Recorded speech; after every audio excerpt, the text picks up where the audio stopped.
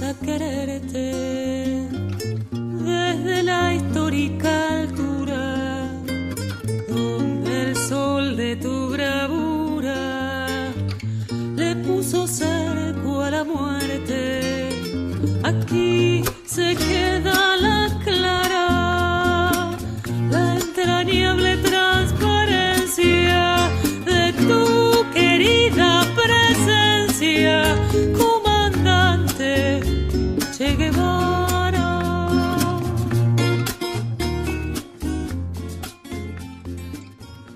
La revolución de hoy, ¿cómo puede continuar con las ideas del Che o tiene que realizar otras ideas? ¿Cuáles Dijo Evo Morales caminos? en su discurso que o practicamos al Che o no tendremos realmente un mundo mejor. Y es así, me parece, él simplificó muy bien eso y me parece que esa es la idea, es decir, o practicamos realmente al Che, lo llevamos a la práctica o ese mundo no lo tendremos a nuestro alcance.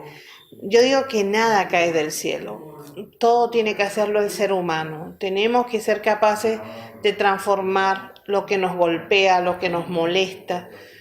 Tenemos que tener esa fuerza, pero para tener esa fuerza hace falta unidad. Y eso es una de las cosas que más carecemos hoy en Europa, en América Latina.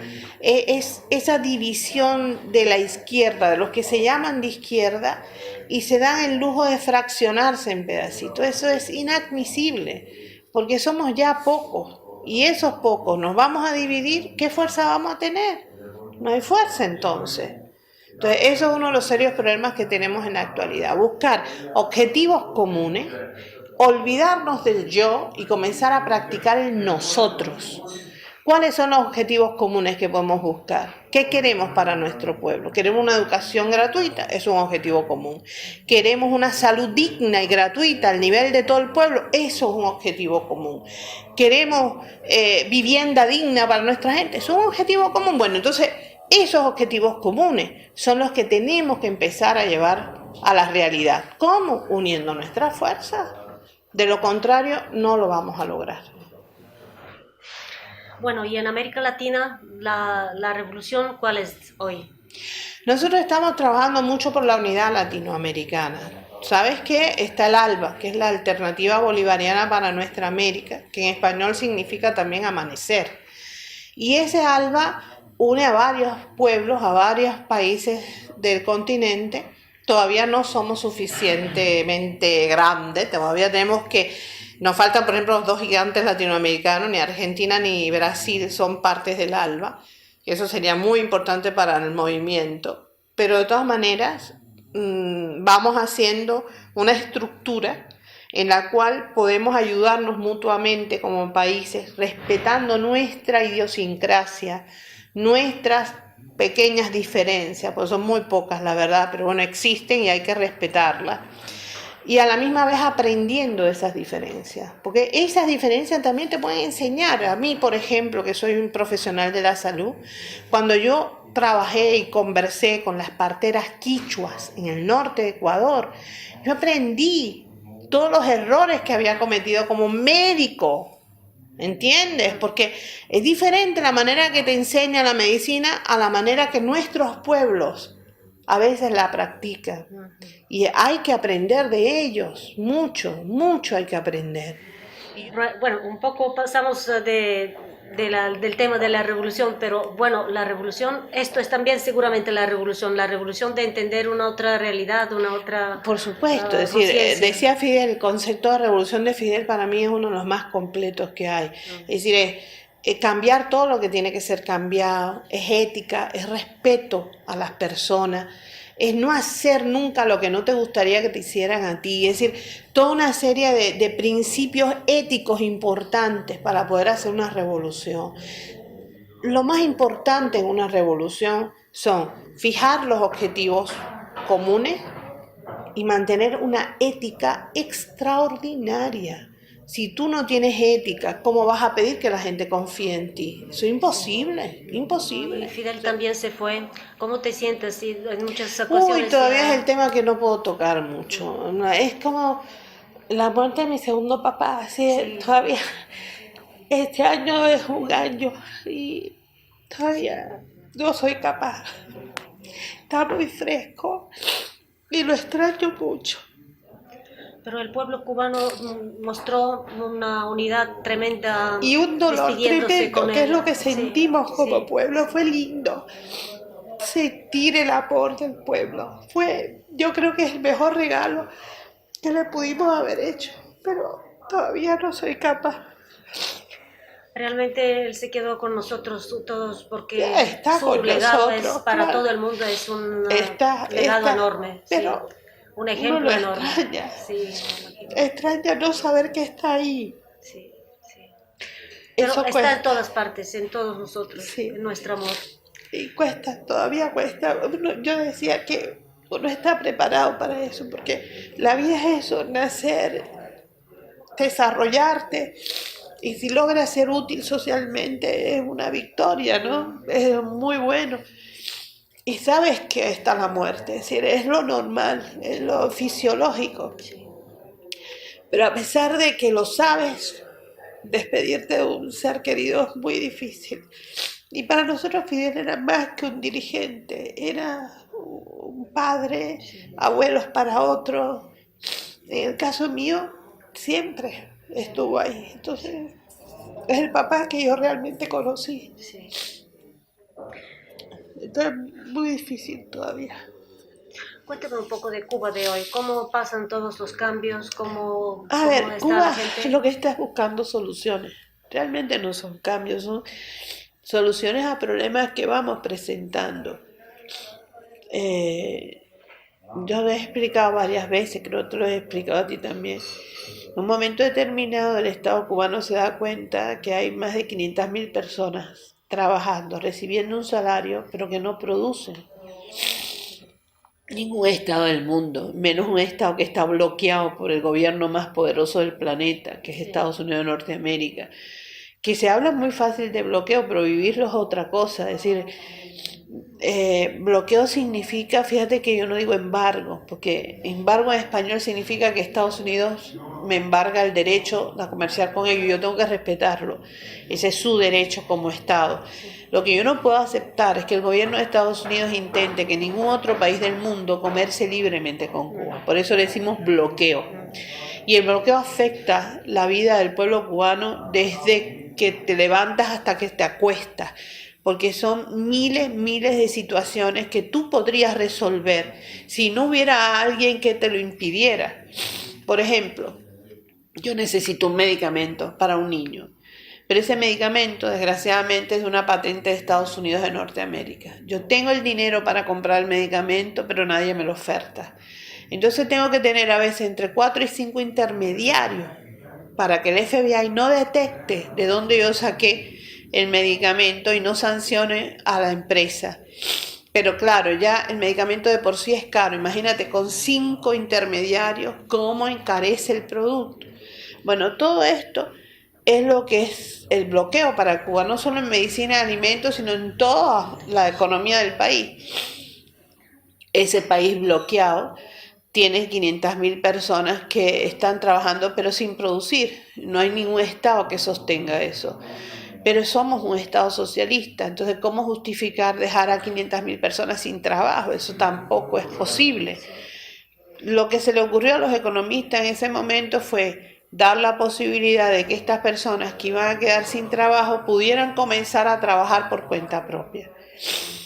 Eso es una solución a un problema, a lo mejor, y yo creo que no es la más adecuada. ¿Por qué? Porque el viejo Carlos Marx ya lo había dicho hace muchos años, que la gente piensa según vive. Cuando tú empiezas a vivir solamente para tu bolsillo, para aumentar tus ganancias personales, se te puede olvidar que vives en una sociedad diferente. Eso es un riesgo que corremos. Después nos dimos cuenta que mucho mejor eran las cooperativas, pero bueno, no puedes imponer las cosas tampoco. Tienes que convencer a la gente de que esta es la mejor vía. En ese proyecto estamos ahora trabajando, pero no es fácil. No es fácil convencer a la gente de que la cooperativa puede ser mucho mejor para hacer trabajo, por ejemplo, de peluquería, fontanería, carpintería. Todas estas cosas pueden ser cooperativas de trabajo. Y la gente vive bien, no se hace rica, pero vive bien, que es el objetivo nuestro. Pero bueno, hay que demostrarlo en la práctica, la gente tiene que palparlo más para poderse convencer de que esa es la vía mejor. Mientras tanto estamos con la cuestión esta de por cuenta propia, que ya había en Cuba, pero que ahora se ha ido ampliando y también se han hecho sindicatos y todo para los trabajadores, pero eso es un rollo que todavía no logramos, digamos que esclarecer mucho, porque en el mismo sindicato está el patrón y los empleados, entonces es muy difícil eso, es muy difícil eso. Bueno, ahí todavía hay que trabajar un poco para ver cómo se hace, ¿no? Que se defienda más a los trabajadores. De todas maneras, no creo que ese sea nuestro futuro, no me parece, porque no viene bien con el socialismo. Hay que dar soluciones a problemas viejos y hay que buscar las soluciones, pero estamos en ese camino, buscando soluciones. Hay que trabajar mucho la cosa ideológica, es muy importante, porque cada vez que nos hemos descuidado un poquito, hemos pagado con creces el error. O inmediatamente el gobierno de Estados Unidos aprovecha la brecha para hacer daño. Y lo hace, realmente lo hace. Entonces hay que estar muy atento en Cuba todo el tiempo a este tipo de situación. Hay que controlar mucho la cuestión de la posible corrupción. Si cada vez que aparece un brote hay que caerle encima bien fuerte a eso, hay que atajarlo a tiempo, porque eso sería el final de nuestro proceso revolucionario. Es decir, controlar corrupción, controlar todo lo que ha entrado con el turismo, ¿sí? Prostitución, drogadicción, todas esas cosas han entrado al país que no existían. O sea, las combatimos muy duramente, realmente las combatimos con toda la fuerza, pero todavía a veces tenemos casos aislados, pero los tenemos. Y eso, imagínate, es una de las cuestiones que tenemos que trabajar en el futuro. Es decir, Cuba tiene ahora muchas dificultades económicas, el bloqueo con este nuevo presidente Trump se hace más duro cada día, más difícil de adquirir cosas que necesitamos. Ahora mismo nos pasó un ciclón enorme que arrasó prácticamente todo el norte del país y ni siquiera en esas situaciones el presidente de Estados Unidos consideró posible aflojar las leyes del bloqueo, ni siquiera por una cuestión humana. Entonces estamos hablando de un tipo que no tiene la más mínima sensibilidad en ese sentido y que puede ser realmente peligroso para el destino de la humanidad, porque tiene el poder de acabar con nuestra relativa paz. Así que vamos a ver en los próximos años cómo se comporta el señor. Desde el punto de vista como tu papá, como él fue, yo creo que él fue su iniciativa de crear este radio rebelde, ¿no? Sí. Como él fue como periodista y bueno, como tú te sientes con los periodistas hoy que siempre te están atacando con preguntas. Mira, en primer lugar, desgraciadamente, los periodistas, sobre todo en Europa, pero también en América Latina, muchas veces se convierten en tristes papagayos, es decir, reciben la noticia emitida por los grandes centros de dominación de la información y se convierten en repetidores de la noticia sin siquiera investigarla. Es decir, se pierde la esencia del periodismo en ese sentido, que es investigar y dar una información fidedigna al pueblo. Si los periodistas son uno de los poderes más importantes del mundo, porque puede hacer cambiar la opinión de un grupo de gente. Y yo pienso que el periodista se tiene que respetar más a sí mismo como profesional en la actualidad. Por suerte me puedo encontrar con varios en Europa que se respetan a sí mismos como periodistas, y eso es importante. Pero desgraciadamente la gran mayoría no es así. Y eso es una de las cosas que más golpea hoy a población mundial, es decir, la desinformación en que vivimos o la manipulación de esa información. Y este será también uno de los temas de la discusión en este mismo encuentro, la manipulación de la información acerca de Cuba, por ejemplo. Claro, por Sí. ejemplo, eso nos hace, pero también sobre Venezuela. Venezuela Eso también. es uno de los temas más candentes en la actualidad. Pero hay algo, hay una palabra que a todo el mundo se le empieza a olvidar y es muy peligroso que se olvide, y es respeto. Respeto. Usted no puede opinar de una situación que usted no conoce. Claro. ¿Cómo usted conoce realmente a un pueblo trabajando junto a él? Si no, usted no lo conoce. Yo viví, por ejemplo, 2 años en Angola. Trabajé como médico pediatra en Angola. Yo soy incapaz de juzgar a los angolanos. No me toca. No es ese mi papel. No puedo juzgar una cosa que yo no vivo todos los días.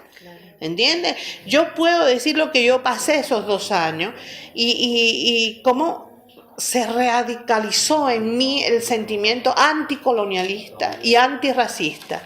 Eso puedo asegurártelo. Pero yo no puedo juzgar a un pueblo porque 2 años conviví con él. No puedo. No soy capaz de hacerlo. Entonces, a mí me maravilla cómo viene alguien que ni siquiera ha pisado Venezuela y tiene una información y ya dice cualquier cantidad de boberías y de tonterías, pero que le hacen daño a la población. Porque ellos respetan esa noticia, ellos creen en esa noticia. Entonces tú no puedes de ninguna manera engañar a la gente. Si tú no tienes certeza de algo, no la repliques. No repitas la información. No es justo ni para el pueblo ni para ti como profesional. Bueno, ¿y tu padre como periodista? Papá era muy agudo, sí, tenía una prosa, una manera de escribir muy clara, muy transparente, y depende con quién era el interlocutor, él era capaz de llegar al nivel de la persona con palabras claras, precisas, que se entendía lo que estaba diciendo. Siempre fue un hombre que decía lo que pensaba tranquilamente, y eso le llevó a tener un gran respeto y admiración por mi pueblo. Entonces, cuando papi, por ejemplo, tenía un escrito en Juventud en Verde Olivo, en la revista Verde Olivo, cuando escribía algo en un periódico, al inicio de la Revolución se firmaba Franco Tirador. Ajá, sí. Y tiene artículos muy interesantes, muy claros, llegando a la mayor cantidad de pueblo posible, ¿no? Entonces, me gusta ese periodismo a mí. Es muy sencillo, muy simple, con un lenguaje muy claro, culto pero sencillo, y eso hace que la gente logre entenderlo, mejore su léxico, digamos, su manera de hablar, porque él nunca utilizó palabras que no fueran las correctas, pero a la misma vez le facilitaba el entendimiento a las personas, ¿no?, en lo que quería decir. Eso me parece que es muy bueno para cualquier periodista. Yo creo que él mismo valoró muchísimo el rol, la importancia del periodismo, proponiendo la creación de esta Radio Rebelde, ¿no? No solo Radio Rebelde, papi creó también Prensa Latina. Ah, sí, también. Papá sí, es claro, el creador sí. de Prensa Latina, de la manera para la cual el objetivo era llevar la verdad del pueblo cubano a todas partes del mundo, y la verdad de nuestra América, que hoy lo cumple la televisión venezolana. Telesur. Ajá, sí. Sí. Ese es el objetivo hoy también de Telesur, sí, pero empezó con Prensa Latina. Sí, realmente él dio este impulso a este periodismo de verdad en América Latina. Sí, él luchó siempre por eso. La verdad ante todo. Otros pueblos reclamaron su coraje para alzarse en la lucha con valor, y al marchar Che Guevara con firmeza la dignidad de muchos elevó. Y hoy que dicen que has muerto, yo hago este canto que quiere decir: nunca mueren los hombres valientes, porque para siempre le vemos vivir.